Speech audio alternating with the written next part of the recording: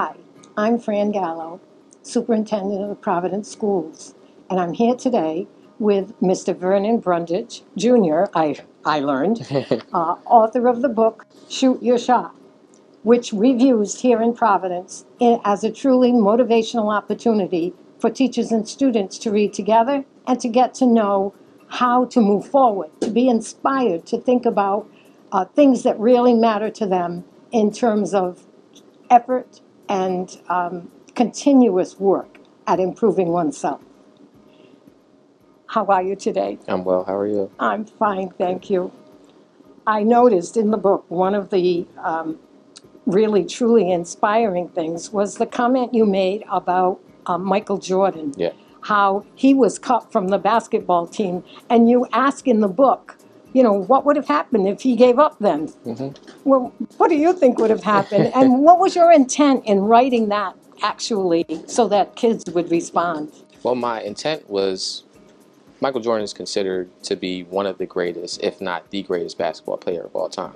So had he have given up on his dream of playing basketball at a high level in his sophomore year of high school when he was cut from the varsity team, we would have never seen a player like that, and he would have never gone on to the University of North Carolina, been drafted in the NBA, won scoring championships or 6 NBA championships. I say that to say, never stunt your growth or stunt your potential at such an early age, if at all.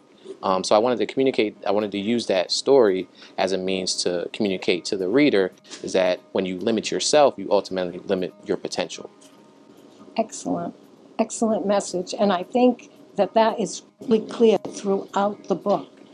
One of the other things I noticed was this whole sense of the value of practice and how no matter how good you are, there's more room to grow, right? Mm-hmm. And so it's the same in whether you're in basketball or in life, in any part of life. Mm-hmm. How could you talk to the kids about that? What are the things you say to the children when you're actually in front of them? Mm-hmm. Well, you know, as they say, practice makes perfect. Yeah. And even though that's a cliche, it's honestly the truth. Preparation and proper preparation and planning allows you to perform effectively. If you want to be great at something, whether it's writing a book like myself, that took a lot of time, took a lot of effort, took a lot of practice in honing my writing skills. If you want to be great at math, you have to, study. You have to practice the problem so that you can perform effectively and you can get A's on a test. So it's all those unseen hours that are required that, when you have individuals who are on the playing field performing at a high level, you never see what they put in to get there. But a great amount of work, a great amount of repetition is necessary in order for them to perform at that high level. So I just wanted to communicate that to the kids, that they can apply that principle to their own lives and whatever endeavor they pursue.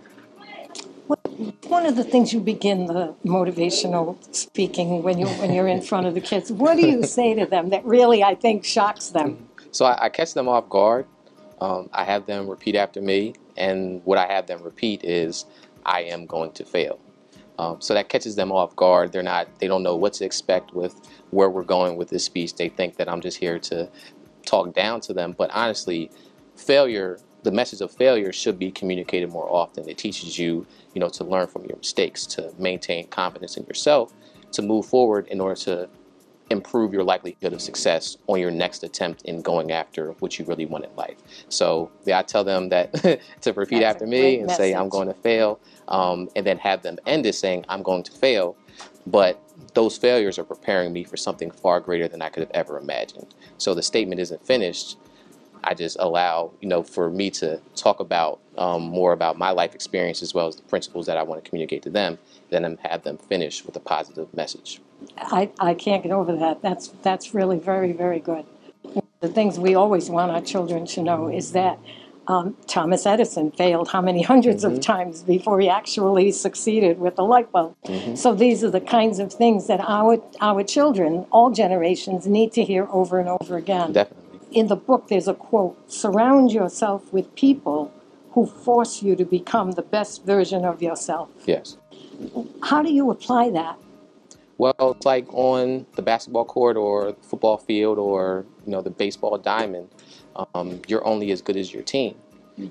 Motivational speaker and author Jim Rohn once said, you know, you are the average of the 5 people that you surround yourself with. Right. You know, I'm paraphrasing a little bit, but he said something to Yeah, the it's effect in of your that. book, that Yes. very quote. Yeah. But when you really think about it, the people that you spend the most time with, they're going to rub off on you. Their characteristics, their tendencies. So if you're around people who aren't goal-oriented, who, you know, are lazy, who are complacent, who, you know, are disrespectful, Right. that's going to eventually rub off on you. So why wouldn't you want positive qualities to rub off on you? Why not surround yourself with people who are goal-oriented, who are respectful, who, you know, want the most out of life, who want to be successful? If you surround yourself with those type of individuals, then that behavior is eventually going to rub off on you, and then that increases the likelihood of you all being successful together, even though you may go embark on different journeys, life journeys. Such simple yet strong messages Yes, that indeed. really hold us up and bolster us for a good, solid life ahead. Yes. I think that's great. What message would you like our students to actually take home with them when you're finished talking to them? The message that I want to communicate to them is to believe in themselves, believe in their abilities. Yes, you may fail. Yes, you may not, you know, attain what you would want to attain right now. However, as long as you believe in yourself, as long as you put in the necessary work, as long as you learn from your previous missteps, anything is possible. But if it starts off with believing in yourself, believing that you can overcome any obstacle, regardless of what anybody may say about you, regardless of anything that may happen, you have within you everything that is necessary in order to be successful in life and to attain what you want to attain and to live the life you've always envisioned for yourself. Thank you so much. Thank For you me, for this has been an amazing journey. Indeed. A, to have the book in our hands. B, to have you here. Yes. It's really been fantastic. Your book is filled with role models, and mostly in the sports arena and coaching, male and female. Yes. But I want you to know you're a role model. Thank you. And we're grateful you're here. And you represent what's possible for most of the children here in Providence. Thank you. That means a lot. Thank you. It's a pleasure.